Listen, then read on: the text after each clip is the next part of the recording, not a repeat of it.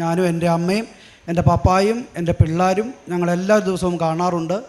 കഴിഞ്ഞ 2 ആഴ്ച മുമ്പ് എൻ്റെ പപ്പായ്ക്ക് രാത്രി ചങ്കിന് വേദന ഉണ്ടാവുകയും പനി കൂടി മോർണിംഗ് സ്റ്റാർ ആശുപത്രിയിൽ അടിമാലിൽ അഡ്മിറ്റ് ചെയ്യുകയും ചെയ്തു. അപ്പോൾ ഡോക്ടർ പറഞ്ഞു സിസ്റ്റേഴ്സ് നടന്ന ഹോസ്പിറ്റലാണ്, പപ്പ മരിക്കും, അറിയിക്കേണ്ടവരെ അറിയിച്ചോളാൻ പറഞ്ഞു. അന്നേരത്തേക്കും ഞാൻ അകത്ത് ICUവിൽ വിളിച്ച് എന്നെ കാണിച്ചു. അപ്പോൾ ഞാൻ പറഞ്ഞു മരിക്കുകയല്ല, കൃപാസനത്തിൽ മാതാവിനോട് ഞാനവിടെ സാക്ഷ്യം പറയും, പരിശുദ്ധ അമ്മ എന്നെ അനുഗ്രഹിക്കും എന്ന് പറഞ്ഞു. അന്നേരം എൻ്റെ അമ്മയും പെങ്ങന്മാരും അളിയനും ഞങ്ങൾ മക്കളെല്ലാം ഉണ്ടായിരുന്നു.